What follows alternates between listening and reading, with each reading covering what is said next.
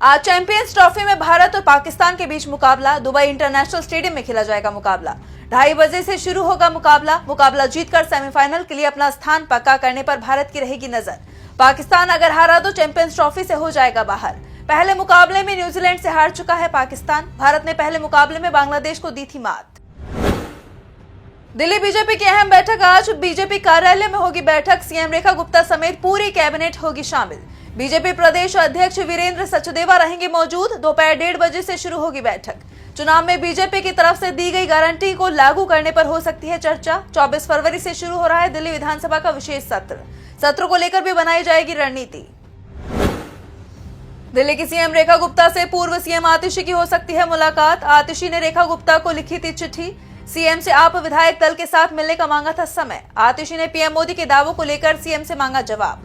पूछा कि महिलाओं को 2500 रुपए हर महीने देने की गारंटी का क्या हुआ। आतिशी ने सीएम से दिल्ली की महिलाओं को 2500 रुपए प्रतिमाह देने से जुड़ी योजनाओं पर अमल करने की मांग की।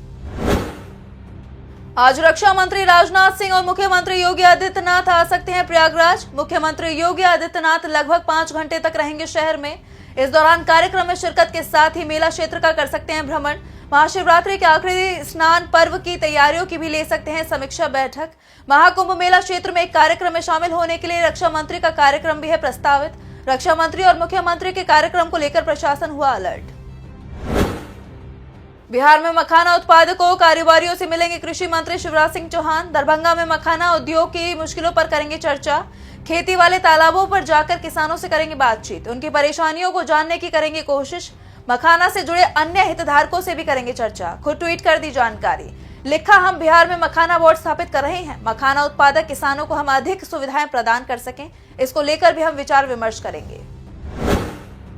आज बागेश्वर धाम जाएंगे PM Modi. Cancer institute of research centre की रखेंगे आधारशिला।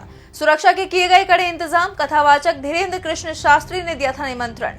दोपहर 12:30 बजे खजुराहो एयरपोर्ट पर उतरेगा पीएम का विमान। इसके बाद 15 किलोमीटर दूर स्थित गढ़ा गांव के हेलीपैड पर करीब 1 बजे पहुंचेंगे पीएम। वहां से बालाजी मंदिर में दर्शन करने जाएंगे पीएम। इसके बाद पहुंचेंगे बागेश्वर धाम। प्रधानमंत्री के दौरे के चलते खजुराहो एयरपोर्ट और आसपास के क्षेत्र को किया गया नो फ्लाइंग जोन घोषित। आज कानपुर में आयोजित होगा पीएम मोदी के मन की बात कार्यक्रम का 119वां संस्करण। सुबह 11 बजे से होगा सीधा प्रसारण।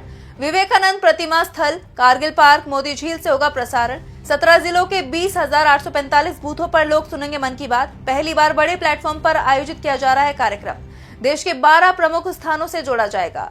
आयोजन से समाज में राष्ट्रवादी चेतना, स्वच्छता और सकारात्मक सोच का बढ़ावा देने की उम्मीद। नई दिल्ली में 3 दिन से चल रहे विंटेज कार रैली का आज होगा समापन। 21 से विंटेज कारों का हुआ था आयोजन। विंटेज रैली में 125 के करीब विंटेज और क्लासिक कारों का किया गया था शोकेस। इसके अलावा रैली में 50 हेरिटेज मोटरसाइकिल ने भी किया शोकेस। इस आयोजन में भारत से ही नहीं बल्कि दुनिया भर से आई थी कार और मोटरसाइकिल। इस शो में शामिल होने के लिए आए थे दूर दराज से कई लोग। जर्मनी में आज होंगे आम चुनाव। प्री पोल सर्वे में बुरी तरह से पिछड़ रहा चांसलर ओलाफ शुल्ज का सत्तारूढ़ एसडीपी गठबंधन। सर्वे में अल्टरनेटिव फॉर जर्मनी पार्टी यानी एएफडी को बढ़त। द्वितीय विश्व युद्ध के बाद 80 साल में पहली बार सरकार बनाने की रेस में दूसरे नंबर पर कट्टरबंदी पार्टी। अमेरिकी राष्ट्रपति डोनाल्ड ट्रंप के चुनाव मॉडल पर प्रचार कर रही है एएफडी। जर्मनी फर्स्ट का दिया है नारा। दिल्ली एनसीआर में फरवरी के महीने में ही पसीने छुड़ा रही गर्मी। हालांकि सुबह 23 से 26 जनवरी के बीच आंशिक तौर पर छाए रहेंगे बादल। 27 से 29 डिग्री तक रह सकता है अधिकतम तापमान। वहीं 9 से 15 डिग्री तक रह सकता है न्यूनतम तापमान।